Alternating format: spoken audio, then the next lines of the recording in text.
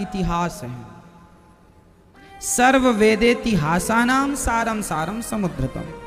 भागवत में सबका सार है। भागवत जी में सबका क्या है? महाभारत का युद्ध किस युग में हुआ था? बताओ, महाभारत का युद्ध किस युग में हुआ था? किसमें? द्वापर। और आज कौन सा युग चल रहा है? कलयुग। अब आप कहें महाराज जी द्वापर युग की घटना हमें कलयुग में क्यों सुनवाई जा रही है?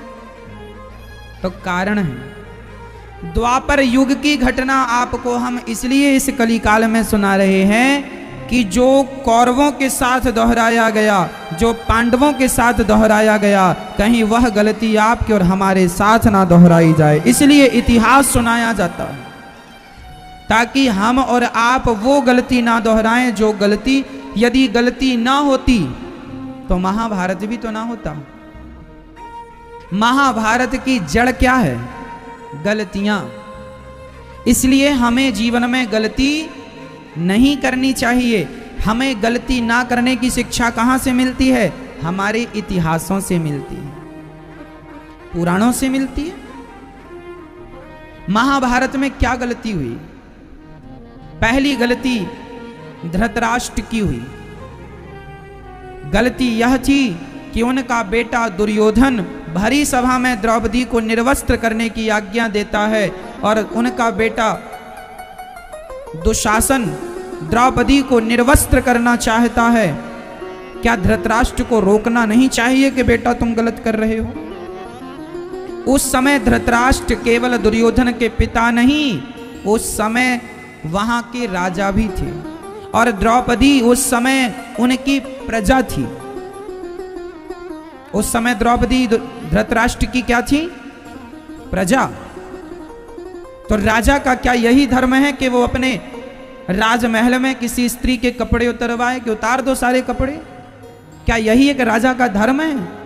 चलो राजा धर्म ना छोड़ो, ये बताओ क्या यही एक पिता का धर्म है कि वो अपने बेटों से किसी महिला के कपड़े उतरवाए, निर्वस्त्र कराए? सुन लो अब कान खोल के, यहां से शिक्षा मिल रही है हमें। जो गलती धृतराष्ट्र ने की, अपने बच्चे की गलती होने पर भी धृतराष्ट्र ने अपने बेटे का ही समर्थन किया, और जब गलती होने पर भी समर्थन किया तो परिणाम सर्वनाश हो गया, 100 की 100 मारे गए। ये धृतराष्ट्र जिनका पक्ष ले रहे हैं, अभी ये रोएंगे इन कौरवों के मरने पे कि मुझे तो गिलास भर पानी देने वाला कोई नहीं, अब तुम्हारी करनी ऐसी है, तो इसमें गलती किसकी है? इसलिए जो गलती धृतराष्ट्र जी ने की, अपने गलत पुत्रों का साथ देकर वो आप ना करना। पुत्रों को सही रास्ता दिखाना माँ बाप का धर्म है, पर पुत्र ना समझें, सही रास्ता ना पकड़ें, तो गलत रास्ते में तुम्हारा बेटा ही क्यों ना जाए, तुम उसे तो जाने दो, रोकने की कोशिश करो, फिर भी ना माने तो उसे जाने दो। आप ऐसे पुत्र का त्याग कर दीजिए जो रास्ता गलत अपनाए। यदि त्याग कर देते धृतराष्ट्र दुर्योधन का और लात मार के निकाल देते दुर्योधन को, निकल जा मेरे राज्य से, तू महिला पर अत्याचार करेगा, एक दुर्योधन को त्याग देते तो धृतराष्ट्र के 99 पुत्र सुरक्षित हो जाते। पर एक की मोह ममता ने 99 को भी खा लिया।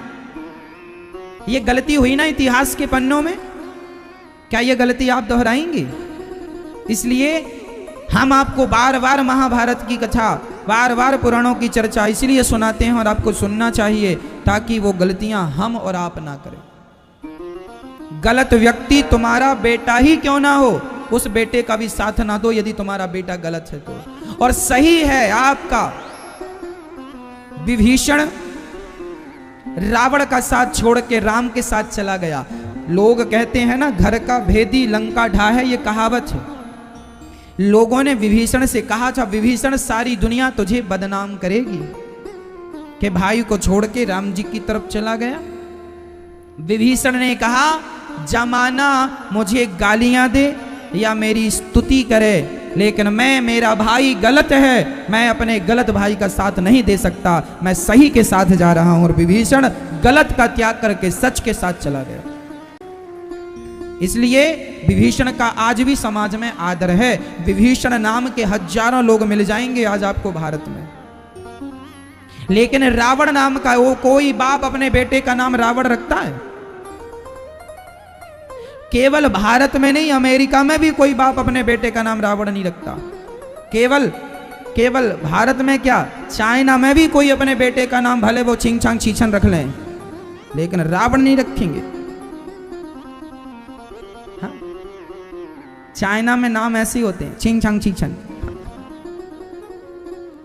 क्या नाम है? चिंग पोंग। क्या नाम? चिंग पोंग। रावण नाम तो हमारे पाकिस्तान में भी कोई एक आदमी का नाम रावण नहीं होगा। विभीषण नाम के लोग जमाने में मिल जाएंगे, पर रावण नाम के लोग जमाने में। कारण बताओ मुझे, कारण बताओ, आप बताओ। कारण यही है कि विभीषण ने गलत का साथ छोड़ के वो सत्य के साथ आ गया। सत्य का साथ जो देता है उसे संघर्ष तो करना पड़ता है, पर अंत में विजय उसी की होती है जो सत्य के साथ होता है। झूठ कितना भी ताकतवर हो, एक दिन झूठ तो ढेर हो ही जाएगा। इसलिए जीवन में सामने वाले की ताकत देख के उसका साथ ना दो। सामने वाला कितना धर्मात्मा है, कितना अच्छा है, साथ अच्छाई और सच्चाई का हो, साथ गलत का ना हो। तो इतिहास हमें सिखा रहा है कि हम धृतराष्ट्र ना बने। समझ में आ गई बात? हम धृतराष्ट्र ना बने, हमें बनना चाहिए विभीषण, गलत का साथ छोड़ के सही में आ जाए। और सुनो, केवल धृतराष्ट्र ही गलत थे ऐसा नहीं। धृतराष्ट्र की पत्नी दुर्योधन की मां अर्थात गांधारी, माता गांधारी का निर्णय भी गलत था। क्या गलत निर्णय? इन्होंने आंखों की पट्टी खोली थी कब? जब 99 बेटे मर गए थे। गांधारी माता ने एक बार अपनी आंखों की पट्टी खोली और दुर्योधन से कहा, दुर्योधन 99 बेटे तो मारे जा चुके हैं, एक अकेला तू ही बचा है। एक काम करना, तू कल अपने सारे कपड़े उतार के आ जाना, मैं तेरे सारे शरीर को देखूंगी, जहां जहां मेरी दृष्टि पड़ेगी वह वह अंग तेरा वज्र का हो जाएगा, फिर वह सुदर्शन चक्र से भी कटेगा नहीं। दुर्योधन सवेरे जाने लगा निर्वस्त्र होकर। तब भगवान श्री कृष्ण मिल गए। दुर्योधन राम राम। दुर्योधन बोला राम राम। सब कुछ आने लगा, निर्वस्त्र था ना, कोई कपड़ा नहीं शरीर में। भगवान बोले कहां जा रहे हो सवेरे सवेरे ऐसे निर्वस्त्र? माँ के पास जा रहे हैं। अरे राम राम, माँ के पास? इतना बड़ा घोड़ा माँ के पास ऐसे जाएगा? छोटे से थे तब तो तुम ठीक थे, निर्वस्त्र घूमते थे, नंगा घूमता बच्चा छोटा सा, अच्छा लगता है, किसी को बुरा नहीं, किसी को ऐतराज नहीं है। पर अब बड़े हो गए हो, थोड़ी शर्म करो, माँ के सामने ऐसे निर्वस्त्र जाओगे? माँ ने कहा है कि निर्वस्त्र आना, हम तुम्हारे शरीर को देखेंगे, वज्र का हो जाएगा। भगवान ने कहा, माँ ने कपड़े पहनने को मना किया है, तुम्हारे लिए मैं केले के पत्ते की टॉवेल लेके आया हूं, ये पत्तों से ढक लो। भगवान देखो जरा, टॉवेल के लिए खड़े हैं, ले ले टॉवेल लपेटवा दिए, चला गया। माँ आ गया, माँ ने कहा कोई कपड़ा तो नहीं? ना माँ कोई कपड़ा नहीं। आंखें खोलूं? हाँ हाँ, आंखों की पट्टी उतारी। माँ गांधारी ने शरीर के जिस जिस अंग को देखा, दुर्योधन का वह अंग तो वज्र का हो गया, पर जांघों पर नजर नहीं पड़ी, क्योंकि जांघ पत्तों से ढके थे, वह कमजोर रह गई। और वही कमजोरी दुर्योधन की मृत्यु का कारण बनती है। भगवान भी देखो अपने भक्तों के लिए क्या क्या करते हैं। दुर्योधन को टॉवेल पहना दिए कि दुष्ट ये नहीं मरेगा, तो फिर पांडवों की जीत कैसे होगी? और अपने भक्त की विजय के लिए भगवान गांधारी, जब दुर्योधन से पूछा क्यों, तो ये तूने पत्ते क्यों लपेटे हैं, किसने कहा? बोले कृष्ण कन्हैया ने। गांधारी ने बुलाया, यहां आओ कन्हैया, यहां। तुम नहीं चाहते हो कि हमारे बच्चे जिंदा रहे, जाओ हम तुम्हें श्राप देती हैं। जैसे हमारी आंखों के सामने हमारा सारा वंश नष्ट हो गया, जाओ गांधारी तुम्हें श्राप देती है, तुम्हारी आंखों के सामने भी तुम्हारा सारा यदुवंश आपस में लड़के मर जाएगा। भगवान श्री कृष्ण का यदुवंश आपस में लड़के समाप्त हो गया था आखिरी में, ये गांधारी का श्राप था। भगवान ने कहा मां मैं आपका श्राप सहन करता हूं, सिरोधार्य करता हूं, आपका श्राप मैं बर्दाश्त करता हूं, लेकिन अपने भक्तों का नुकसान मैं बर्दाश्त नहीं कर सकता। मैं अपने भक्त के लिए श्राप ले सकता हूं, पर भक्तों का ये यथा मां प्रपद्यन्ते तांस तथैव भजाम्यहम्, जो मेरा भजन करते हैं, जो मेरी शरण में है, उनका नुकसान हो जाए, उनकी क्षति हो जाए, ये मुझे बर्दाश्त नहीं है। मेरा नुकसान हो जाए, मेरा परिवार नष्ट हो जाए चलेगा, पर मेरे भक्त का परिवार नष्ट नहीं होना चाहिए। ये भगवान का संकल्प भक्तों के लिए। माता गांधारी ने पट्टी उतारी है दुर्योधन के लिए, लेकिन जब द्रौपदी की साड़ी खिंच रही थी तब माता पट्टी नहीं उतारती हैं। तब पट्टी उतार लिया होता माता गांधारी आपने, और जरा दुर्योधन को 2-4 थप्पड़ जमा दिए होते। क्यों रे नालायक, क्या यही सीखा है तूने भरी सभा में किसी स्त्री को निर्वस्त्र करना? यही तेरे संस्कार है? 2-4 थप्पड़ यदि समाज में सबके बीच में माता गांधारी ने पट्टी हटाकर जमा दिए होते तो माता गांधारी आज आपको पट्टी उतारने की जरूरत ना होती। आपने पट्टी हटाई भी तो किसके लिए? दुर्योधन जैसे दुष्ट आदमी के लिए। यदि आपकी पट्टी उतर रही है तो अधर्म की रक्षा के लिए उतर रही है। यही पट्टी यदि धर्म की रक्षा के लिए उतरती तो आज आपके जीवन में यह संकट ही ना कर खड़ा होता। मेरी माँ, आज भी समाज में कुछ लोग गांधारी बने बैठे हैं, आंखों में पट्टी लगी है। आज समाज में अत्याचार हो रहा है, भ्रष्टाचार हो रहा है, पापाचार हो रहा है, पर आंखों में पट्टी लगी है। आज हमारे शहरों में सड़क बनती हैं, बनने के 1 महीने बाद सड़क खोद दी जाती है, इसलिए सीवर की लाइन भूल गए, बिजली की लाइनें भूल गए, फिर खोदो फिर सड़क बनाओ, फिर खोदो फिर सड़क बनाओ। लाखों करोड़ का नुकसान सरकार का साल में इसलिए हो जाता है कि आपके शहर में भी आपने देखा होगा, सड़क बनती है, महीने भर बाद सड़क नगर पालिका बनाती है और वही खोद देती है। हाँ या ना? हाँ या ना? ये पूरे भारत की समस्या है। शहर खुदे पड़े हैं, पिछले महीने सड़क बनी, फिर खोद दी, फिर बनाया, फिर खोद दिया, बनते देर नहीं खुदाई चालू। कौन लोग हैं ये? देखने वाले कौन हैं? गांधारी यही है। यदि समाज ने, आम नागरिक, आम हम 135 करोड़ लोग सरकार को एप्लीकेशन दें, हम सभी जागरूक भारतीय बने और सरकार से सवाल करें कि यदि खोदना ही था सड़क को तो बनाया क्यों? ये उत्तर कौन देगा? क्योंकि सड़क बनाने में यदि 100 करोड़ रुपए खर्च हुआ, 100 करोड़ खर्च हुआ, तो वो 100 करोड़ कहां से आया? पब्लिक के टैक्स से। 100 करोड़ बनाने में खर्च किया, फिर तोड़ने में 50 करोड़ खर्च किया, फिर बना। 100 करोड़ की रोड को 250 करोड़ में बनाते हैं, 150 करोड़ किसके खाते पे गया? वो 150 करोड़ जो व्यर्थ चला उसका हिसाब कौन देगा?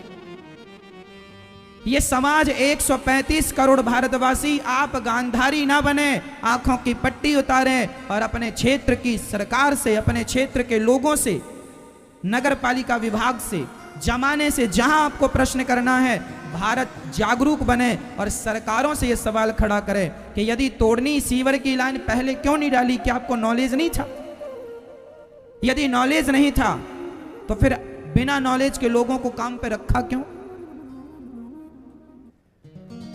क्यों देश को बिगाड़ रहे हो? भारत देश गरीब नहीं था मेरी माँ, इन नेताओं ने सड़क बना बना के तोड़ तोड़ के गरीब कर दिया। ये तो सोने की चिड़िया है, जहां डाल डाल पर सोने की चिड़िया करती है बसेरा, वो भारत देश है मेरा। ये सड़क तोड़ते इसलिए हैं क्योंकि सड़क के बहाने इनके खातों में पैसे आते हैं। ये 135 करोड़ भारतीय मैं आपसे कह रहा हूं, आप पट्टी उतार दो अपनी आंखों की और सवाल पूछना शुरू करो। यदि आप हमसे सवाल करते हैं तो हम उत्तर देते हैं, आपको संतुष्ट करते हैं। सवाल सबसे होना चाहिए। यदि गांधारी बने रहोगे तो द्रौपदी की साड़ी खिंचती रहेगी। इसलिए मेरी मां, आज हमारे भारत की व्यवस्थाएं बड़ी खराब हैं। कैसी व्यवस्थाएं? हमारे यहां चोर को दंड नहीं दिया जाता, बलात्कारी को दंड नहीं दिया जाता। दामनी के बलात्कार करने वाले लोगों को दंड देने में 9-10 साल लग गए। अपराध सिद्ध होने के बाद अपराधियों को सजा मिलने में कितना वक्त लगा? 10 साल। क्या यही न्याय व्यवस्था होनी चाहिए?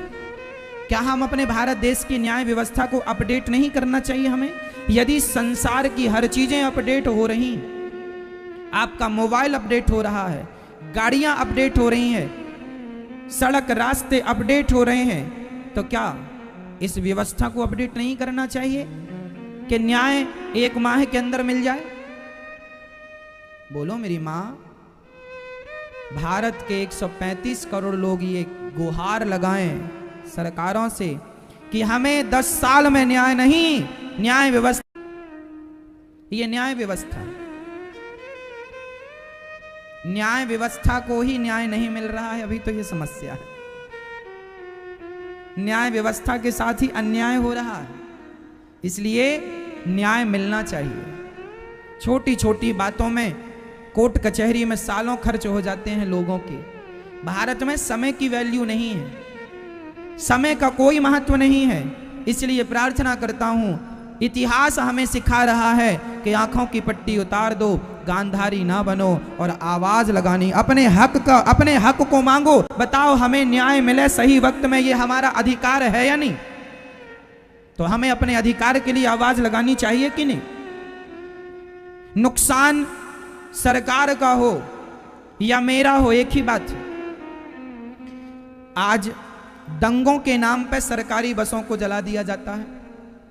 सरकारी एक बस जल गई, यदि एक बस की कीमत 20 लाख है, एक बस 20 लाख में आती है कम से कम, और 40-50 लाख मान लो, मैं 20 लाख का टारगेट लेता हूं। यदि सरकारी बस को किसी ने आग लगा दी, किसी भी समुदाय ने आग लगा दी, तो 20 लाख का जो नुकसान हुआ, बताओ वो नुकसान किसका? बस जल गई ना सरकारी। ट्रेनों में लोग आग लगा देते हैं, बसों में आग लगा देते हैं, सरकारी गाड़ियों में। बताओ वो सरकार की जो बस थी 20 लाख की, वह 20 लाख किसके थे? आपके ही तो थे। भारत की प्रत्येक व्यवस्था आपकी व्यवस्था है। यदि हम भारतवासी जागरूक हो जाएंगे और सरकार की संपत्ति को अपना समझने लग जाएंगे, तो भारत की संपत्ति का नुकसान नहीं होगा और संपत्ति भारत की बचेगी तो हमारा भारत बचेगा। सरकार को चाहिए कि वो आम पब्लिक की राय जाने और आम पब्लिक को चाहिए कि वह सरकार की बात माने। सरकार को चाहिए कि वह आम पब्लिक की बात को जाने, सुने, एक एक व्यक्ति से सुने सरकार कि क्या प्रॉब्लम है, बताओ। आम पब्लिक की सुने तो सही सरकार। व्यवस्थाएं बड़ी बात नहीं है मेरी मां। नीति और नियत दोनों अच्छी हो तो सब अच्छा हो सकता है। हमारी आम पब्लिक की बातें सरकारें सुने और फिर सरकारों के बताए हुए रास्तों पर हम चले, अपने आप व्यवस्थाएं दुरुस्त हो जाएंगी। लेकिन विडंबना यह थी कि धृतराष्ट्र के बनाए नियमों का उल्लंघन उसका बेटा दुर्योधन, उनका बेटा दुर्योधन ही कर रहा था। जब समाज गांधारी बन के पट्टी बांध लेगी तो भरी सभा में द्रौपदी की लाज लुट रही है, इसमें आश्चर्य क्या है? एक राजा है अंधा और उसकी मां है आंखों में पट्टी बांधने वाली, और तीसरे भी भीष्म पितामह। भीष्म पितामह जो हैं वह कौन है? वह बलशाली हैं। वह चाहते तो दुर्योधन को मार सकते थे, दंड दे सकते थे, द्रौपदी की रक्षा कर सकते थे, लेकिन बल होने पर भी, सामर्थ्यता होने पर भी वो चुप रहे। एक देखने को तैयार नहीं है और एक बोलने को तैयार नहीं है। जब पितामह भीष्म जैसे लोग चुप्पी साध लेते हैं, धृतराष्ट्र जैसे अंधे राजा होते हैं और गांधारी जैसी स्त्रियां पट्टी बांधे बैठी होती हैं, तब दुर्योधन जैसे लोग द्रौपदी जैसी स्त्रियों की लाज लूट लिया करते हैं, खींच लिया करते हैं। उनकी साड़ियों को निर्वस्त्र करने की ताकत वो इसलिए रखते हैं क्योंकि जिनके पास ताकत है वो तो चुपचाप बैठे तमाशा देख रहे हैं।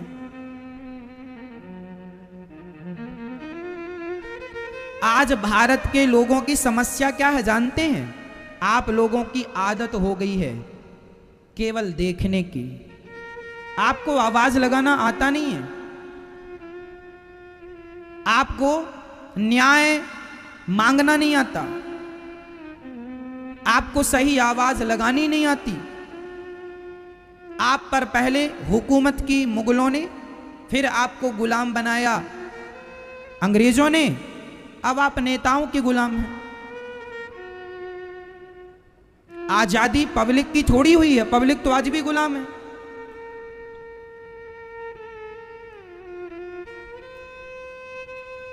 गुलामी इसलिए आप करते हैं क्योंकि आपको आवाज लगाना नहीं आता। समाज में द्रौपदी जैसी नारियों की लाज लुटती है और आप पितामह भीष्म, ताकत है आपके पास बोलने की, पर फिर भी आप चुप पितामह भीष्म की तरह बैठे।